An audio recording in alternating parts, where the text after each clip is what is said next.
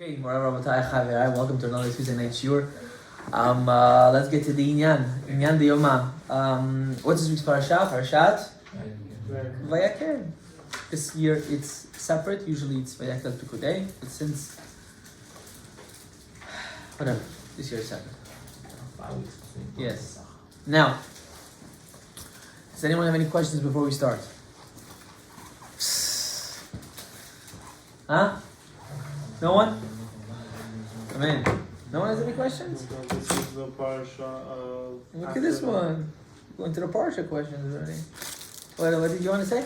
Go ahead. Right after the golden calf. Yes, the parasha right after the golden calf. And Baruch atah Adonai Eloheinu melech haolam she'akol nihiyah b'doro. It's right after the golden calf, and we're going to talk about that. Why is this parasha right after the golden calf? And what is the first mitzvah that we see in this week's parasha, which we already were told this mitzvah? Why is this mitzvah being repeated? And what is that? And Moshe gathered all the Jewish people, everyone. And what did he say? Shesh yamim ta'aseh melacha ubayom hashvi'i yeh lachem Shabbat, yeh lachem kodesh Shabbat Shabbaton. Work for 6 days, since you love to work. Work for 6 days. And on the 7th day, take a day of rest. Take a day of rest, because the day is holy. It's a holy day. Holy, we had the wrong, really, it's not, the Kadosh really doesn't mean holy. It does, but not in this content. It means it's separated for you. Hashem separated the 7th day for us. Now, why is this important? First of all, let's understand, we have to break down two things. If you look at the parasha, right after it is all about the Mishkan. It doesn't make sense why Shabbat has anything to do with this topic at all. Absolutely not. It shouldn't even be here. But today we're going to reveal why, how, what, where, when, to break down certain circumstances. After the Jews did the Egel HaZahav, unfortunately, the golden calf, which until today we're paying for that sin. The Egel HaZahav and the selling of Yosef, until today we're paying for that sin. More than the spies and anything. Imagine. I want you to fathom this for a second. They're in the desert for only 30 days. They heard Mepi Ha'elyon. They heard the first two of the Aseret HaDibrot. Moshe Rabbeinu said, I'll be back in 40 days. They miscalculated by how many hours? 6 hours! 6! You know what 6 hours is? 6 hours only. And they didn't build, but they got a golden calf. Can you imagine? Bowing down to a cow? We make fun of the Indians, right? How can you worship a cow? We worshipped a metal cow. That's what we worshipped. Can you imagine? When I was a kid, I made a report. I wasn't so smart back then. Not that I'm smart now, but so you're gonna laugh. I always remember this. I was, I think, in the 5th or 6th grade. No, 5th grade, 6th grade, whatever.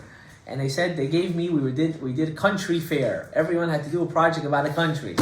So I picked India. So I typed in the internet India, and Native Americans came up. So half of my board was about Native Americans and half of it was about India. I got first place. I don't know why. I know why. They had Rahmanas on me. They said this guy actually did work. We're gonna give him a reward, right? But there was another kid in my class. He was so upset. After we finished the fair, he's like, "How did you get first place? He did about Native Americans. He didn't do about Indians in India, right?" So you're saying, like, I don't even know why I threw that in, but imagine believing in a cow. Ya Habibi, a cow. You ever saw how they worship the cow? Every little inch of it, even their tsoah, their excrement that comes out of them. They don't put gloves or cover their nose. While it's coming out of the animal, they're holding it like it's some. I promise. One time, someone showed me a video. I want to throw up. Like in America, if you don't wear gloves and you serve someone food, oh my God, they make such a big deal. They want to like close the store down. People are cursing at you. You're not sanitary. Hey, you know what's on in India? with the animals' excrement, they're feeding people and they're giving things to people. Disgusting, right? So just imagine what the Jews did. It's not really the Jews, it was the Erev Rav, but we were somehow convinced. And look how beautiful, how kadosh women are. That's why women, until today, we have to shower them with jewelry. Because they weren't willing to give their own jewelry. They said, no, we're not giving to you our jewelry. Figure it out yourself. It says Aaron asked for the women and children's earrings. Nose rings, earrings, all the jewelry that they had on their body, they wanted it all. Why did Aaron do that? Because he knew the woman is not going to give it. Which woman is going to give her jewelry for a god? Wasn't he punished for it though? Yes, he was. Hashem said 3 times in the Torah how he was very upset on Aharon. But Aharon's plan wasn't... I worked with gold. In order to mold out anything, it takes a very long time.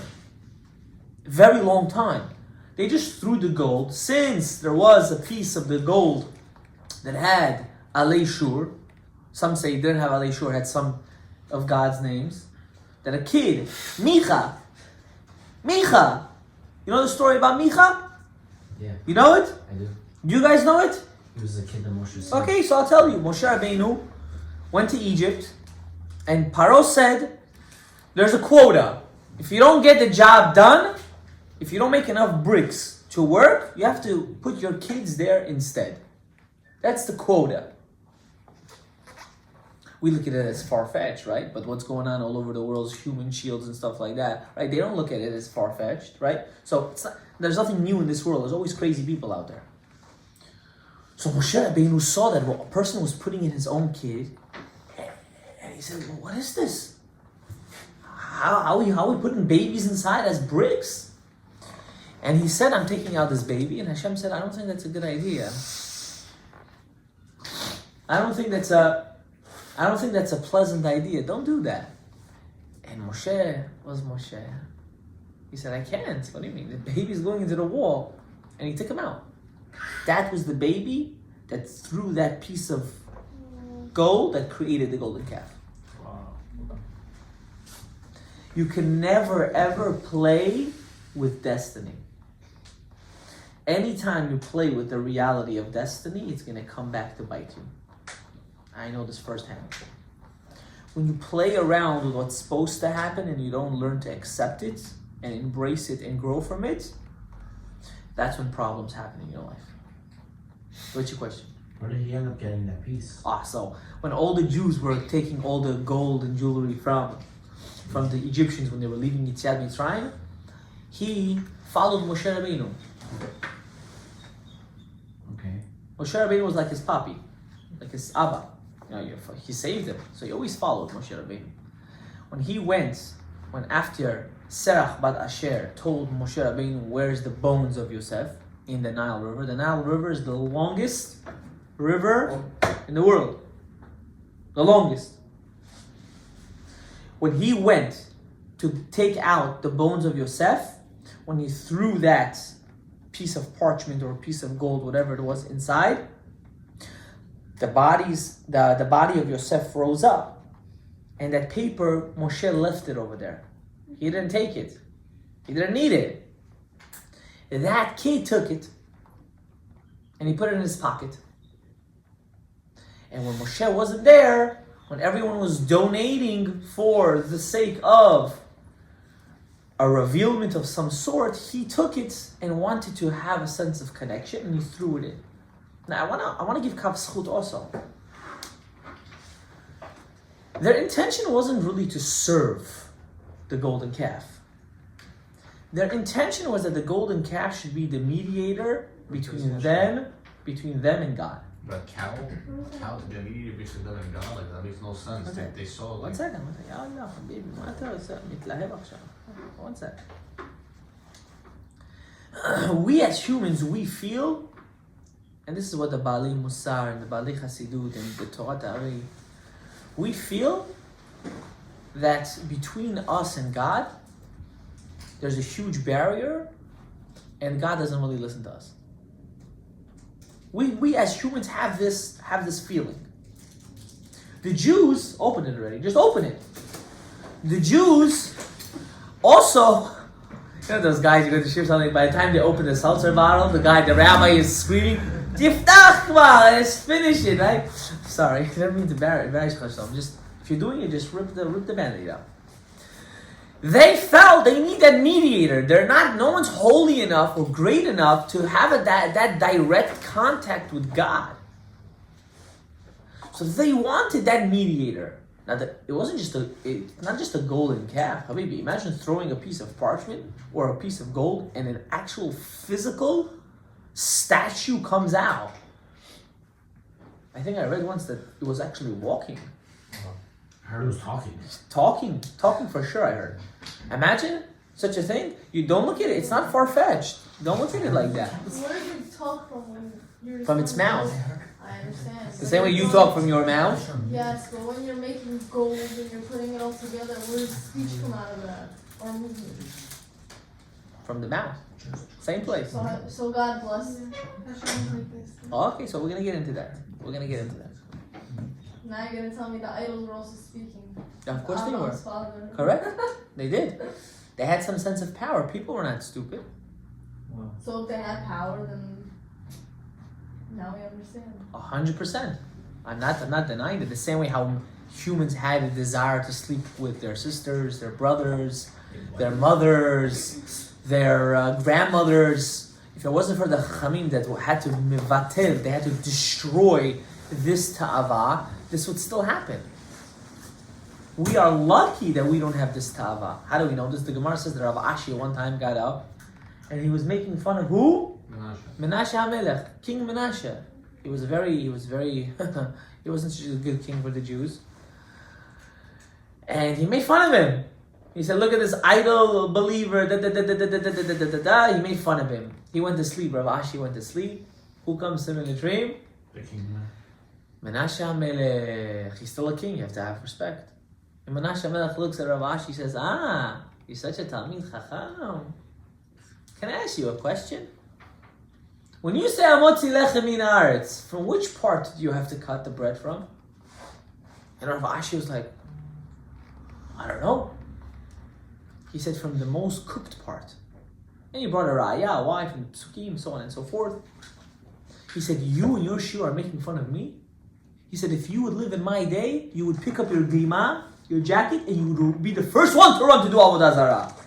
The first one, you would run. And you're laughing at me because I did this? Rav Asher got up in the morning and gave a whole kaf sachut shiur on Menashe HaMelech the next day. Shomer pi v'lshono, shomer mitzarat nafsho, David HaMelech says in the Tehillim. You have to watch what comes out of your mouth, because what comes out of your mouth, you're creating. You create things when you speak. Mamash b'peilut. How can a phone work or radio work? There's energy in the air. It's forever going to stay in the air. Whenever you speak, you're creating. That creation, when you speak, is there for life. It never goes away. There's no delete button. Same thing like in the internet. If you post one thing ever one time, as much as you delete it, and as much as you break your server, everything, it's there forever. Forever. What about on Shabbat when you're speaking? That's why on Shabbat there is a isur in the Shulchan Aruch to speak divrei chol, things about the weekday. Why? Because Shabbat is the source of the week, and whatever you plant on Shabbat has a stronger effect the whole week. To the point that you have to have your thoughts have to be so holy. Why is this important? Because HaKadosh Baruch Hu created the day, the seventh day, with the framework of machshava, and during the week He created with a framework of dibur. I'm not going to get into it; it's a very deep concept. Why am I telling you? Is to show you how this world is not skaska. We look at the Torah like, okay, they're a whole bunch of old men. They got out of bondage. They saw a mountain. They were almost probably hallucinating. They're all on like some ecstasy stuff. They heard God, quote unquote. They died, they came back, they died. It's stories. We're their grandkids. We have to keep it. What can we do? Whatever it is, they were not hallucinating. They were perfectly normal. If anything, they're more normal than we were. It happens to be that we don't understand. So that's why we're here to learn. I get this always famous question. What's the famous question? Rabbi, how come I can't go on the elevator? It's so simple. You walk in, you press the button, you're not doing any work. But you're telling me I have to walk up 7 flights? By the time I go there, I'm already half dead. I need to drink. I have to take the baby, the carriage. My wife is halfway falling apart. I have to pick her up too. I have to become like Superman, going up, going down. Sometimes it's not enough. I gotta do 3 rounds. That's work, Rabbi. That's melacha. That's work. So today I'm gonna explain to you how we have the whole concept and the understanding of the word melacha wrong. The Gemara in Masechet Sukkot, I think in the 3rd parak, says as follows. God created the Torah with laws pertaining to everyone. He didn't create the Torah in a singular form that everyone has to have his own set of rules. Because if he would do that, what would happen? We would be an ex-Christianity. There's more Christianity, there's more sects of religion than people at this point. That's where we would have been. Then the Talmidei Chachamim knows how to maneuver to each one to his own need. But there is a klal. The word melacha, the word work, that word melacha doesn't mean going to work as what we think. The association with the word melacha has to do with the work that they did in the Mishkan. That's why Shabbat is next to the avodah of the Mishkan, and the Mishkan is next to Shabbat, so we can learn. What's that called? What is that klal called in Gemara? No. Hekesh. Hekesh means if something is right, if something's right next to each other, that means I can derive and understand that I have to also learn. Kaved et avicha ve'et imecha. Respect your parents. Then it says respect your brother. Or it has a vav there. Why does it have that? To tell you that you have to respect your older siblings as well. That goes to you, right? You have to. Yeah, the Bukharian blood's coming out. That's right? Wait till you get married. That's wrong. No, I'm joking. You understand? So, we have to understand, we have to have a certain derivement, right? So, the word melacha really means whatever work they did in the Mishkan. How many works did they do in the Mishkan? 39. And the Torah adds one more. Lo tvaru esh bechol moshotechem. The Torah adds not to put on a fire, because that wasn't one of the avodas in the Mishkan. Why? Fire used to come from Shamayim. There was always a esh tamid. They didn't create a fire. Fire was always in existence. So Hashem the Torah adds that in to remind us, also fire you can't do. So we have to understand, what does this avodah mean? I'm not going to go right now through the whole 39 melachot. But a person should be smart enough and understand and take it upon himself to learn what are these 39 melachot. It's farming things, it's cooking things, it's hunting things, it's slaughtering things, and it's building things, and writing. It's not so complicated. So that means going up the stairs is not necessarily the work that we think, but it's the work that God put on our responsibility. So that's one concept you have to remember. So why is it allowed that if somebody, like when you go to a hotel, they allow that like the non-Jews would press it for you and anything's going? Who said you're allowed to do that? I don't think so. What about a Shabbat elevator where it goes to every floor? Who said you're allowed to do that? I always heard that you're allowed to do that. I don't know who's telling you things. So you're not allowed to do that? I never said you're not allowed. I didn't say that either. So can you tell me the real answer then? So the answer is as follows. Rav Ovadia himself, he was the one that was matir for a Shabbos elevator. To have a goy there doing it for you it could be a bit of an issue. Depends if he's paid for it, he's not paid for it, if that's his job, that's not his job. Does he derive benefit from it? Does he not derive benefit from it? Because a goy cannot do a malacha for you. So I'll tell you, like when we go away, let's say we go to Aruba once a year, and they have like a whole Get Jewish ready. community on Yeshiva week. Correct. So because there's so many Jews, the what's it called? The hotel hires They don't hire. The doorman's always there, but he knows specifically on the Shabbat. that could be a very big problem Okay. in Aruba. But if he does it without you asking, isn't that fine? No, it's not fine because he can't derive benefit. He needs to have a benefit in it. That's why when they say He needs to have a method. yes, because he has to do it really for himself. He can't do it really for you. So if he's paid, he's okay? If he's paid, well, that's another topic. So Even though Rav Ovadia gave the heter for this, he never took a Shabbos elevator in his life. He used to walk up the stairs. I used to do that until I heard it was okay. I remember in Israel when I went to my wife's side of the family. They live in Netanya. One lives on the 19th floor.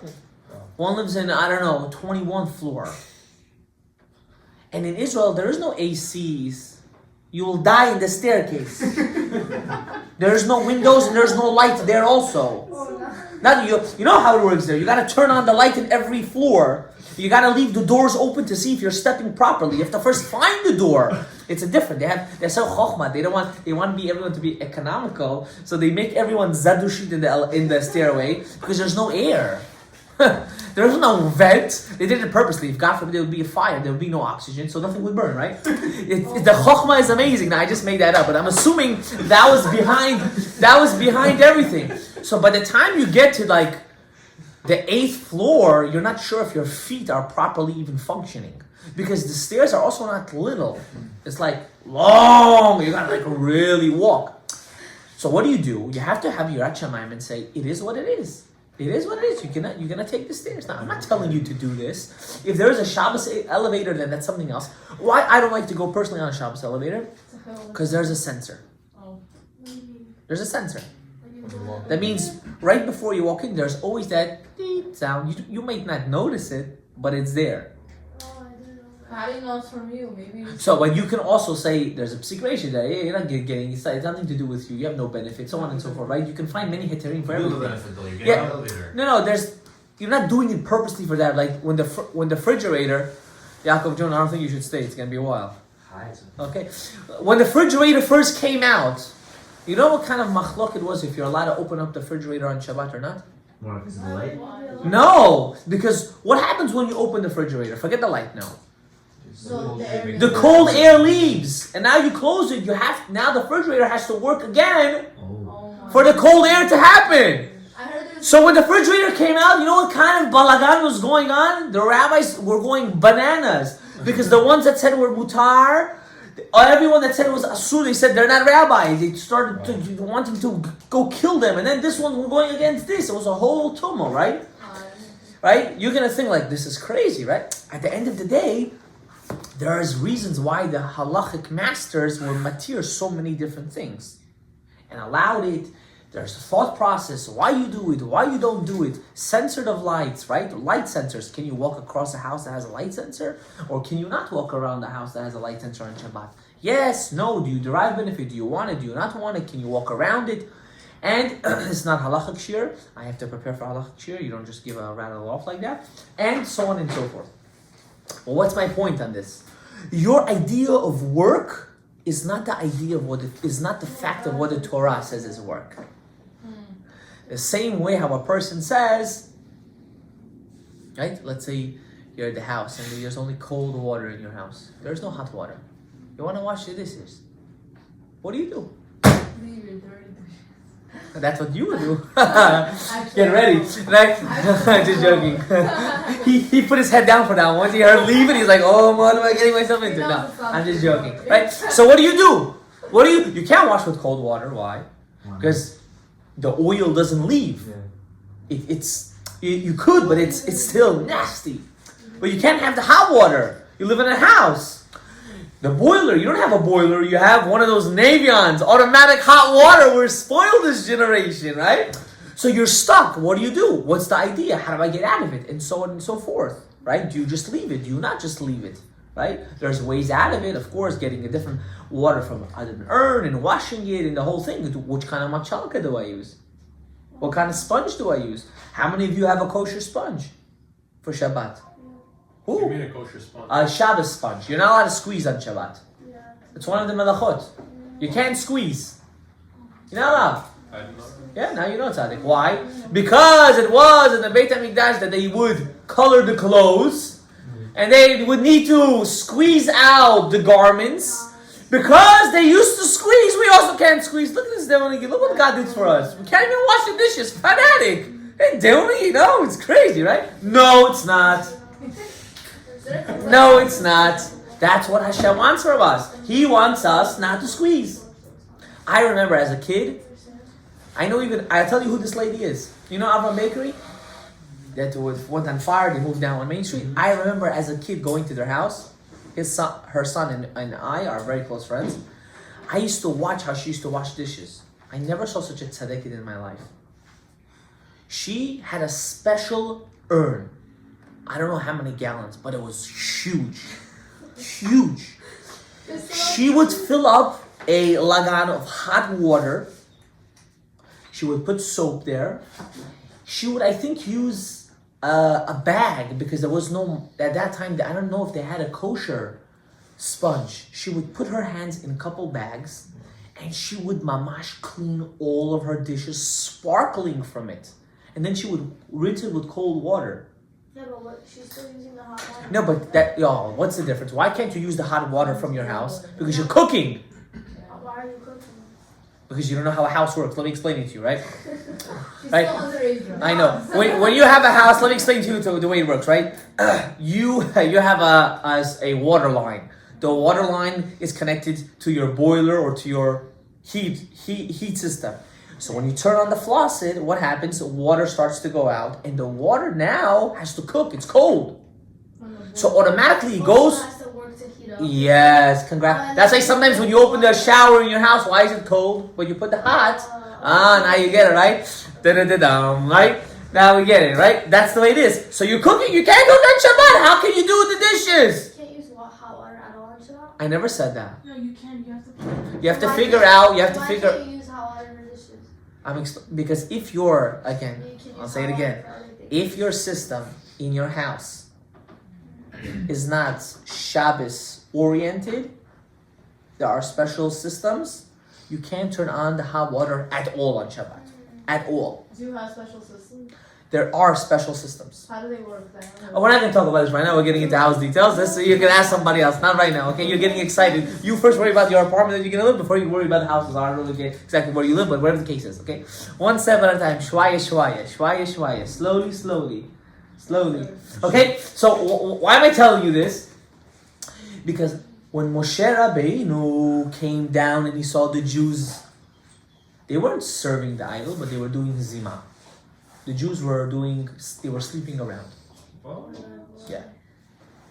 The Erev Rav were worshipping the golden calf. The Jews were doing arayot. When he saw what's arayot, sleeping with people you're not supposed to. When Moshe Rabbeinu saw this, he broke the luchot right away. And the next thing he told them is, in order to fix your sin of chet ha'egel, you have to keep Shabbat. Shabbat, not in the way as we think, just rest, eat, and sleep. No, you have to make sure you don't do any of the 39 plus 1 melachot. So for us, plus 1, which is lo tevaru esh b'chum shtechem, fire, right? In order for us to start fixing our part in the egel hazahav, we have to take very stringently all of the halachot Shabbat, regardless if it makes sense to you or not. Things don't need to make sense to you. Okay, I have a question. You also said that it's work based on Hashem's interpretation, right? Not on our interpretation that we're not allowed to do on Shabbat. Like you said, the example about why can't we go in the elevator if it's so much more work to go on the stairs. Yeah, I don't like the way you worded, but okay, go ahead. Okay, so how isn't the Torah isn't Hashem trying to work with us on our level, not religious level, but like based on 100%. Like on our time. 1 second. 100%. So why? Now, what's the difference? Can I tell you what the difference is? I'll tell you what the They're difference is. just a lot. I'm going to explain to you Okay. why your question, I don't want you to say your full question, and I'm going to answer your question. You have to, really, I'm going to break it down into two parts. The first part is, if you think it's hard to keep, know the fact that he put it in place, it's not really hard. Okay. Like That's it's number doable, one. basically. Yes. Okay. You might say it's not doable. God, I thought God understands everything, so shouldn't he know that nowadays it will be too hard, and so on and so forth. He'll give me a whole speech right now, and I'm telling you the exact opposite. The fact that we have it now, it's 100% doable. Now let me tell you something. Keeping Shabbat now is 100 times easier than it was 30 years ago, 50 years ago. To the point that there's halakha and Shulchan Aruch, how you have to take the pot off the stove on Shabbat. Because back in the day, they had coals that used to heat up their food the whole night. God forbid you touch the coal the wrong way, you did a Chilul Shabbat. Because what are you doing? The ashes would fall off the coal, and suddenly the fire would become stronger, and that's like turning on the fire. So you think it's hard, I'm telling you it's easier. That's number one. Number two, he also told us that the Chachamim, the rabbis, have to not adjust, chas v'chalila, have to put in place the laws that were always to the circumstances that we have today. Yeah. That's where the question of the refrigerator comes in, the question of the lights come in. All these questions have to be based on something that already existed. Okay. That's Judaism. Judaism is based on something that already existed, not something that didn't exist. And that's why we learn Gemara. What's Gemara? You learned Gemara, I think, right? In your old school? One of you did, you told me, right? Yeah. What is Gemara? I don't know if you ever paid attention or if you even cared for it, but I'll explain to you what it is. Okay. It's a source in the Torah, a pasuk in the Torah, that the rabbis take that pasuk and they expand on it to the level of why we keep what we keep. What do the rabbis nowadays do? They take whatever's written in the Gemara and in the Rishonim and they expand on that, how we're supposed to keep it nowadays. They don't create new, but they just explain it more in understanding for us to understand nowadays. So anytime the people you hear outside, oh, rabbis make things up. No. You know how smart you have to be in order to learn something from another thing? You have to be a genius to derive things from other things and make it make sense. Did I answer your question? Yes, but I still don't get why. You said that Hashem does it based on his understanding of what work is, exactly. So, Not his understanding, So what is it? on what he interprets what work is. Okay. Okay. That means because if you said his understanding, that means he can always change it. Okay, yes. So that has to be off the I table. understand the part where obviously the elevator you cannot use or you can't press it because of the spot. So tell me a melacha that you don't understand. No, I understand it generally, but it's already taking it to like you don't even. It's taking it to such a different level compared to when you physically see a fire and you physically move or like doing something with the fire rather than. I don't know. It's just very like of course like I understand it's not something I would do. I'm just So can I have to ask you a question? very Can I ask you a question? Just a far-fetched Yeah, question, sure. but you're not gonna get offended, right? This is just Okay. a theoretical. It has nothing to do with you. If I take a gun Okay. and a person's sitting right next to me, and I shoot him point blank in his forehead, and he dies, is it that the same thing if I put a mask and I shoot him through the mask and I don't see him die? But you can also say that that's not in the spirit of Shabbat. Using an elevator to No, wait. You just went somewhere else. I asked you a simple question. Did I kill the guy regardless if I see him doing it or not? Yes. There you go. What's your problem? You want to actually see the melacha being done. For me, that's considered chilul Shabbat, right? That's why there's av melachot and there's toledah. What's toledah? Whatever can be derived from it. For example, I'll give you an example. A toledah of a melacha. Trap. Toledah means secondary of that thing, right? You're not allowed to slaughter an animal on Shabbat. You're not allowed to take a knife and slaughter it, right? What's a toledah of that? I'm just thinking I picked the wrong malacha. But let's say I go, I don't know, And I set up a whole situation here. Someone did this once in the Gemara, that's why I could say this. I set up a situation when the animal walks, his head gets cut off. How would you do that? He wants Like, shashlik. how are you gonna do that? Don't ask why. This is why you can't learn Gemara. Don't ask why. I'm not. Chasham, women could. They can. Machlok. It depends which rabbi you ask. I'm not saying you shouldn't. I'm just saying the why is not in our concern right now. We want to know the topic, not the feeling. You want to learn the feeling, not the topic.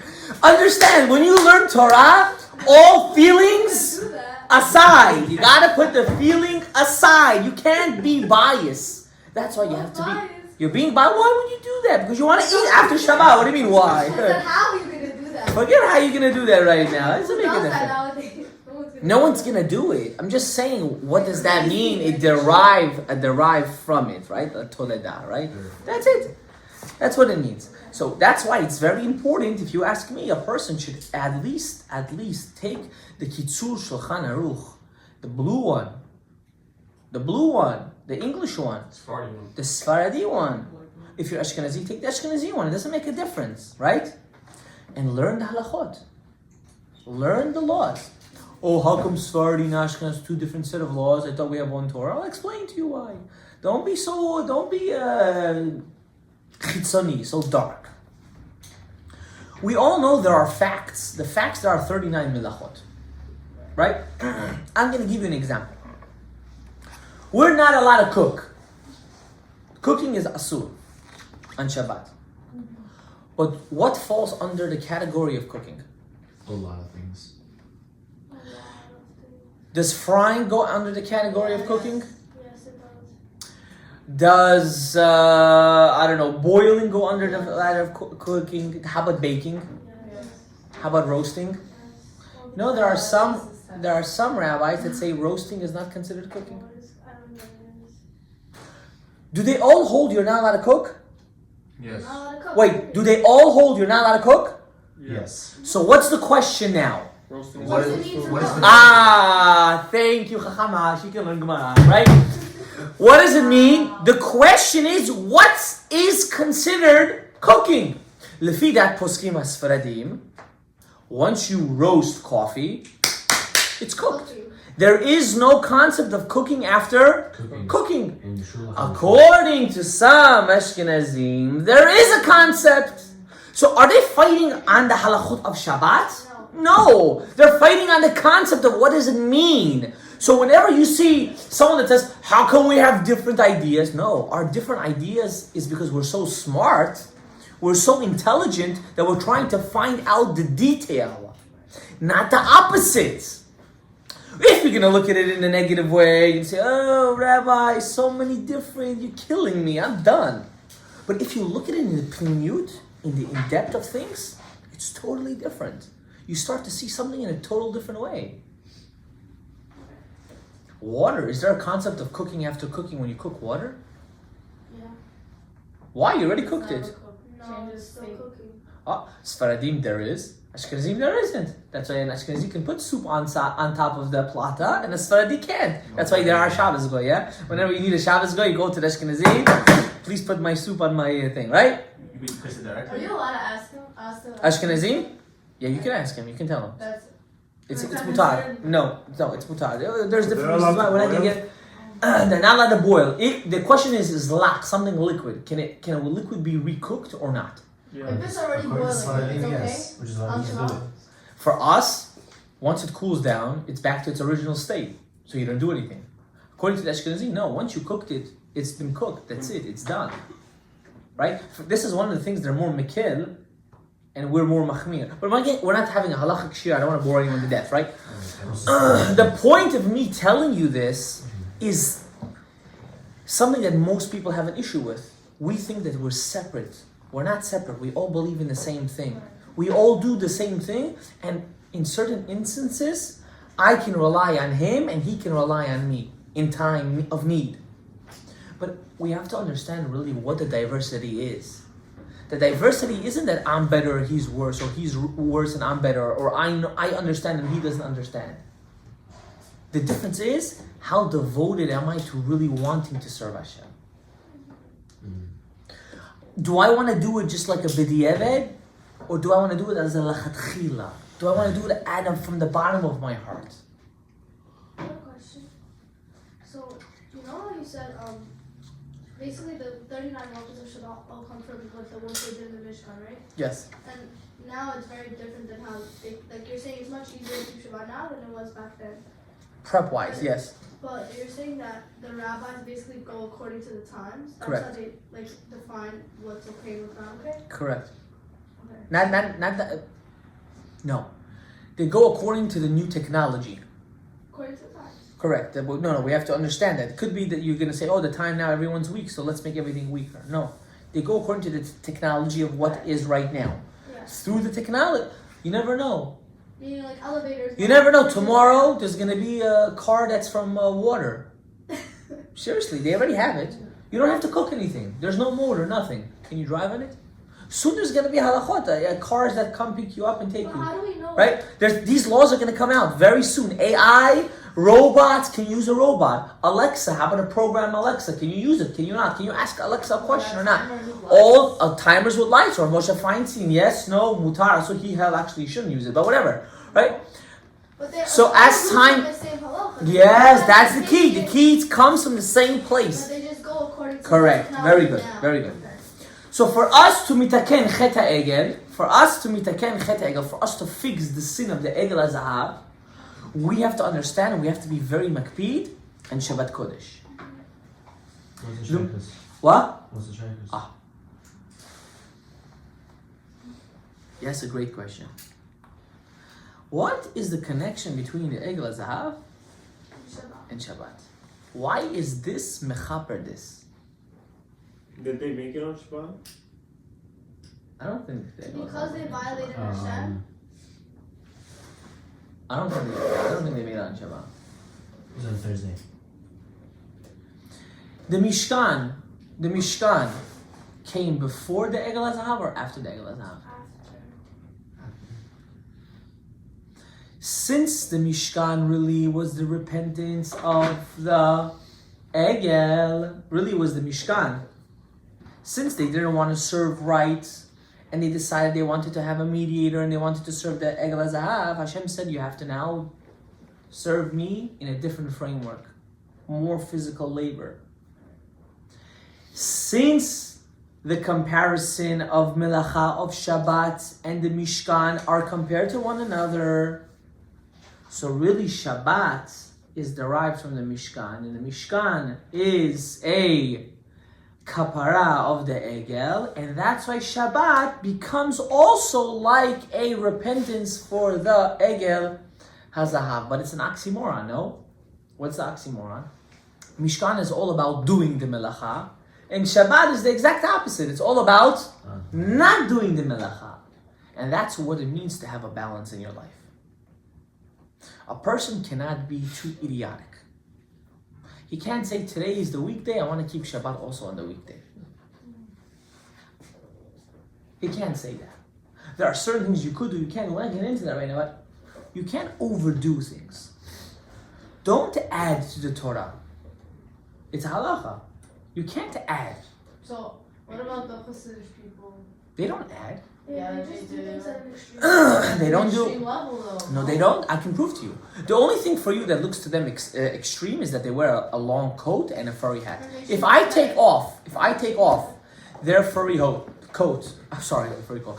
Yeah, some of them actually have furry coats too. But if I take off the furry hat and I take off their long jacket, would you consider them fanatic? Yeah, Well, hold on. They They also shave their head They from say what I that, hear. but that's not halacha. They also The men? no, the the woman. No, that's a different reason. Okay, but That's not doing halacha. That's not. No. That's exactly what I'm explaining to you. No, it's not extreme. That's idiotic. It's different. Oh, so that There's no halachic. There is no halachic source for them doing that besides one, and they use that as an excuse. besides one. Yes, which is What is the halachot. benefit? Halachot nida, and a woman can't have knotted hair, and God forbid if there's a knotted hair, whatever, they're too lazy to brush their hair. But we're not going to get into that. That's retardation, right?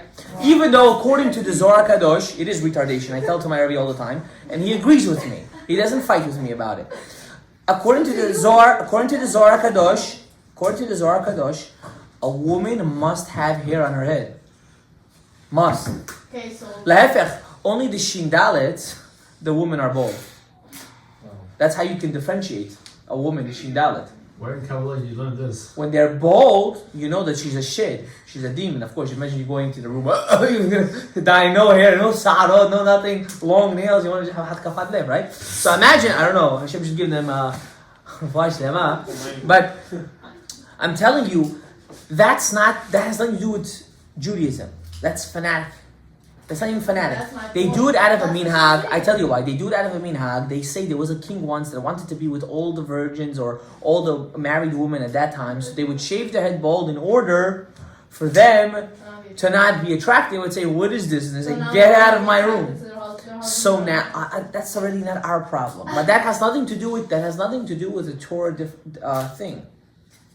Don't get confused. That has to do with a personal custom that certain sects in the Ashkenaz world have. But you just said that we shouldn't go above. Correct. We shouldn't. Okay, so that's why That's already up to their gedolim and their things. That was their custom, and that's why they do it. But other than that you're gonna tell me another thing that they have fanatic. Right. It's the first thing that pops into my head. Go ahead. They have payas. Where does it say it's an obligation? The Yemenites had peot like that. Okay, but we The don't Bukharians have actually had peot obligation. like that. No, but you don't have to. Oh, you're right. You don't have to. Hat, that big thing on their head. They have to wear a hat. They don't have to wear that hat. Exactly. As I told you, if I take away the Why do hat, they have to wear a hat though? What? Why do rabbis wear a hat? everyone has to wear a hat. Why? Why not the kippah? Kippah and a hat, double head covering. Why? Why? It's a sign of loyalty and respect to God. Until Kennedy, we talked about Kennedy before, right? That doesn't count. Until Kennedy, every president, every world leader, every human being wore a hat. Can you wear a cap? Like, does that count? Any hat. We don't discriminate. Rabbi, Any hat, as long as it doesn't say no kfirs, none of those, but any hat. Wait, Rabbi, we were So still until Kennedy, Sorry, until Kennedy, he was the first president that took off his hat. He stopped wearing a hat. He destroyed the hat industry. Kennedy was the one. Such random fact. You checking it out? No, I know. What did you want to ask? So you're chatting ahead. And we went to this place where there was a lot of He facilities. knows. And Canada. we saw that the way that they do things, but Rabbi, I think everyone has their own understanding of how to do No, because you're not used to their life. I grew up with these people. But like, why is it what they do is wrong just because maybe... No, I grew up with these people. Let me explain something to you. They're, first of all, the most down-to-earth party animal Jews on planet Earth. You just don't, I don't know They how. don't look like this. You're not part of their circle. We sat down. Yeah, but you're not part of their circle. They were the rebellious ones.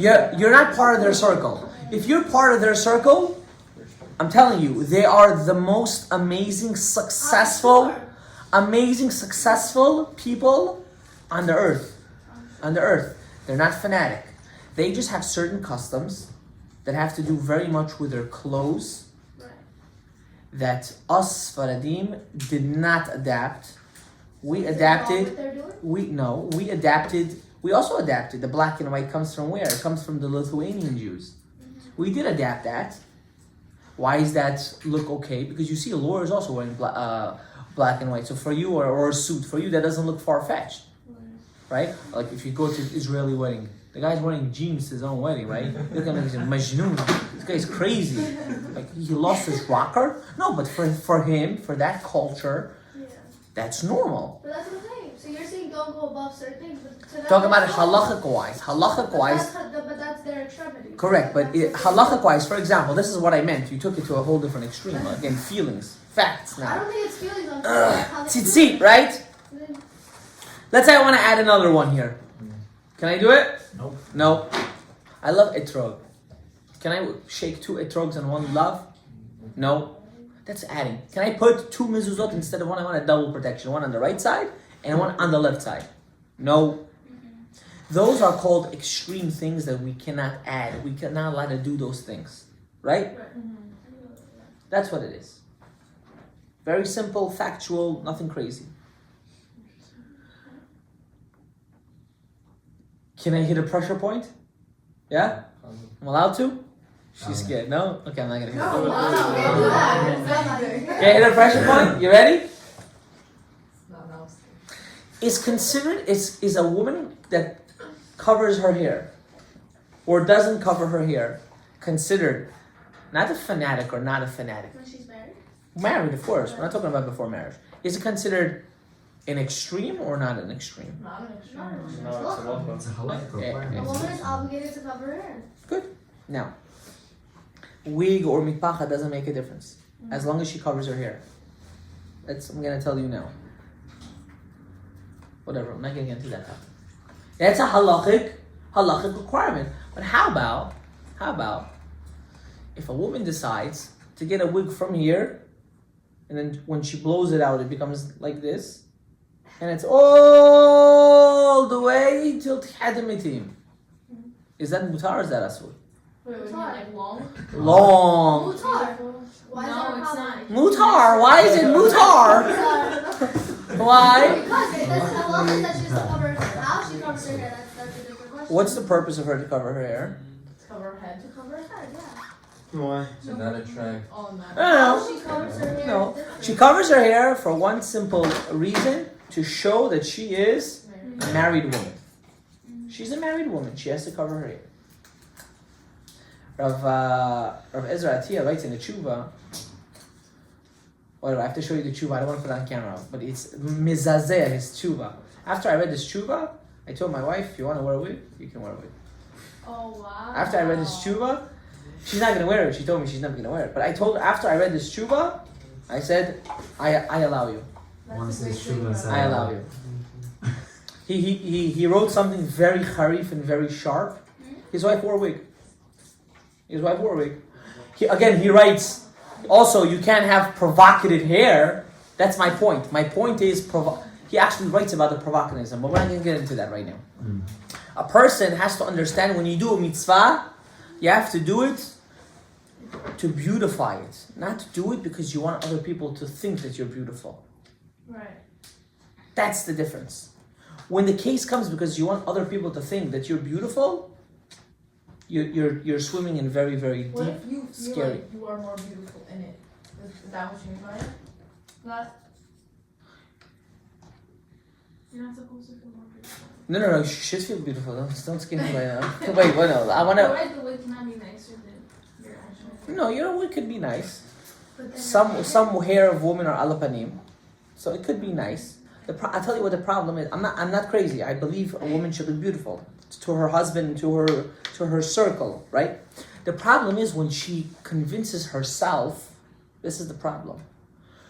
They have a tendency of convincing herself that if she wears a certain type and she's gonna look fantastically beautiful until she gets sick of it, until a new trend comes, and then she wants a different wig. So the whole ta'ana, the whole reasoning is false. How do I know this? Because if she would be satisfied with that specific hair or that specific wig, she would never want another one. Okay, but you could say that every girl dyes her hair right now, does a treatment. It's nothing to do with the wig. People always want to change up their hair. Correct. I'm not So disagreeing. how can you say that just because she wants a different wig, that means that she doesn't think it's beautiful? No, She I wants never to said change that. I know she thinks it's beautiful, but you said, how about if really, if I wear a certain wig, I'm gonna feel so much more better, not knowing that wig is extremely provocative. why is that provocative? Because you're not a man. That's why. As much as I'm gonna explain it to you from today till tomorrow, you're not gonna understand. You're not gonna understand. You understand? You're not gonna understand. Because no matter what I'm gonna tell you, you're gonna think I'm crazy. This is what it is, right? So a person has to have a sense of tzniut too. I'm not telling you now to look like Shrek or Fiona. I never said that. What I'm saying is that a person also, when you are considering these things and these choices in your life, you have to look at the whole picture. The whole picture. Everything. Every surrounding.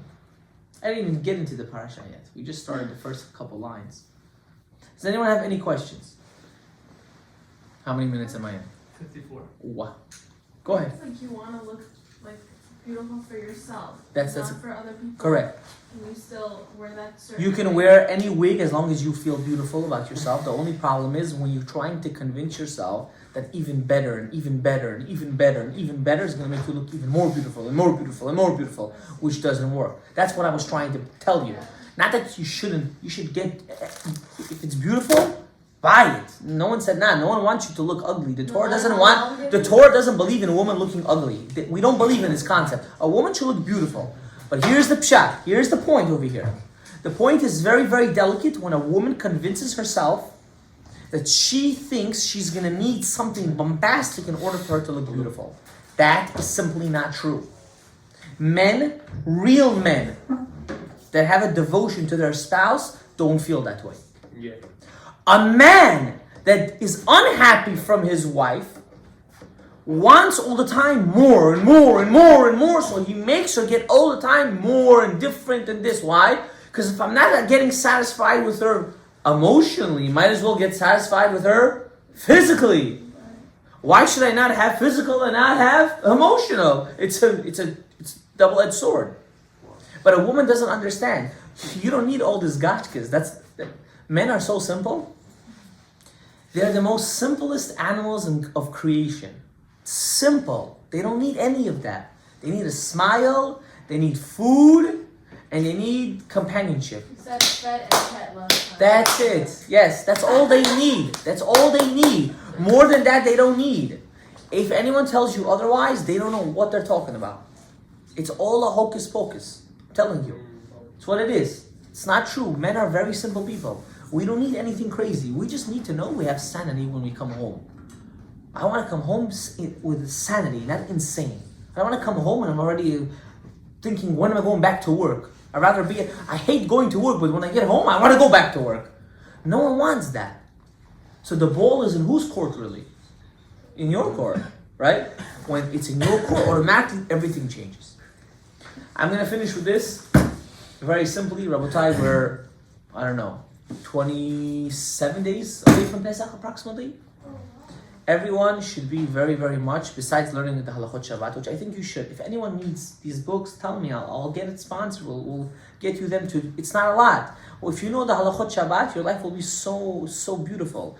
It's just 5 minutes a day, you learn 3-4 halachot, and by the end of 4 months, you'll know all the Halachot Shabbat. You won't know it as a master, but at least you'll know it, what to do, what not to do, what can I do, what can't I do.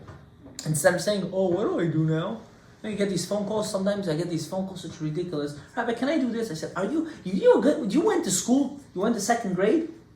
Like simple things you should know how to do. It's Pesach. Pesach is very important. It's Doraita. Doraita is cleaning your house. It's more of a Doraita to clean your house than to drink the 4 cups of wine. You know that? Not eating chametz is a Doraita. Clean your house. I was just learning with my students in school how you have to clean your teeth before Pesach. How there was a guy, the Ben Ish Chai writes a story, there was a guy, he was so makpid, he was so stringent on making his matzah and making sure everything was okay, but he didn't even clean his teeth. And what happened?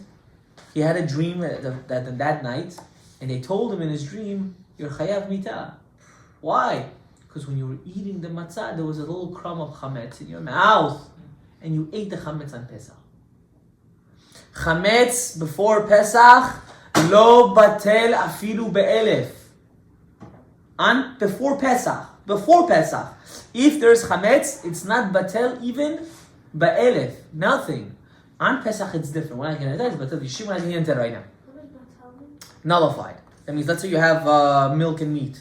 Let's say you're making, it's going to happen. This happens. You're cooking and your kids are screaming. You want to make the baby's bottle and you're on the phone and your friend is texting you and you're like in 10 different places, right? And your child doesn't know how to make the bottle. So you open the bottle, you put the milk and you're holding the baby and you have the phone here, right? And you're stirring the pot like this. And before you put the milk in, a little of the milk falls to the food. 160. What do? Do you throw out the whole food? No. You see, do I have a ratio of 1/60? And you have to do measure now. That's why you need math. That's what you need to learn, right? And you see, it is. You take out that piece of that milk You have to take it out. You can't leave it there. You take it out. You use a plastic spoon, not a metal spoon, because then you have a problem with kashering it, right? You take it out. You throw out the spoon, and you can continue, and you give the bottle to your baby, right? All these cases are very common, but if we don't learn, we don't know. Hey Rabbi, why don't you use a metal spoon if it's Because hot? if you use the metal spoon, it's hot, and if it's hot, the flavors of the meat and milk is going to go in the spoon, and now you have to be worried about waiting 24 hours not to use the spoon. After not using the spoon for 24 hours, you have to kosher it. So instead of going through all this balagan, use a plastic spoon, throw it out, and salamat. Same. For Chametz, it's not even 1,000. Yes, before Pesach. After Pesach is a bit different, right? So you have to be very, very careful to learn these laws. And if you have no tuchas to sit down, there are millions of lectures online. You find one that's a rabbi that's normal. You can text me the link, tell me, can I listen to him? I can't listen to him. Is he normal? Is he not normal? Does he know what he's saying? Does he not know? I'll say yes, no. You listen to it. You know all the halachot of Pesach. That means you have to drink 4 cups of wine, and you have to eat 3 kazetot of matzah. Don't think because you have to wash the dishes and clean the house and prepare for the guests and kudo might come, they might not come, this one, that one, the whole 9 yards. You're not obligated in drinking the 4 cups of wine. Maybe I can't drink 4 cups of wine. Can I have 4 cups of grape juice? But if you don't learn, you don't know. And then you sit on the table like a golem, like an idiot over there. You're waiting for the person to finish. Why don't you read the Haggadah yourself? It's not long. The whole Haggadah takes maybe 15 minutes to read. Not even. People make a big deal. Amaretz come to the table. No. It's going crazy. Can we eat this for now? Can we? Immaturity. It's called immaturity. It's called grow up. Time to grow up. Do the mitzvot lechatchila and not b'diavad. Does anyone have any last questions? No? Thank you very much for coming. Baruch Adonai Le'olam. Amen v'amen.